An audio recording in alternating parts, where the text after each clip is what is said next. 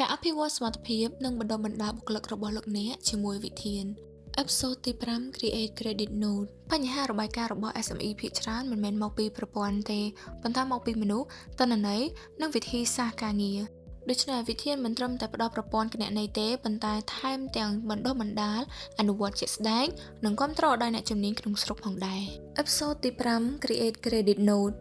ជាដំបូងសូមចូលទៅកាន់ Quick Access បន្ទាប់មកទៀតជ្រើសរើសយកពាក្យ Create Credit Note ការធ្វើ Credit Note នេះបានលោកអ្នកត្រូវមាន Invoice ជាមុនសិនដើម្បីទៅកាត់កងនៅ Invoice នោះដូច្នេះលោកអ្នកសូមជ្រើសរើស Credit Note Type ថាជា Code Return ឬក៏ Price Adjustment បន្ទាប់មកទៀតសូមបំពេញព័ត៌មានអតិថិជនទំនិញបរិមាណឲ្យបានត្រឹមត្រូវរួចចុចប៉ុស្តិ៍ជាលទ្ធផលទី1នោះលោកអ្នកនឹងទទួលបាន Automate Accounting Entry ដូចនេះទោះបីជាលោកអ្នកមិនចេះ Debit Credit លោកអ្នកក៏អាចប្រើ System វិធាននេះបានផងដែរជាលទ្ធផលទី2នោះលោកអ្នកនឹងទទួលបាន Credit Note ឬហៅថាប័ណ្ណឥណទានលោកអ្នកអាច print ជូនអតិថិជនឬក៏ទុកជាឯកសារយោង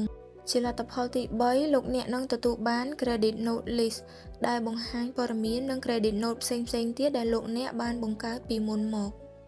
ជាចុងក្រោយលទ្ធផលដែលបុគ្គលិករបស់ SME នឹងទទួលបាននោះគឺការប្រើប្រាស់មុខងារក្នុងប្រព័ន្ធបានត្រឹមត្រូវ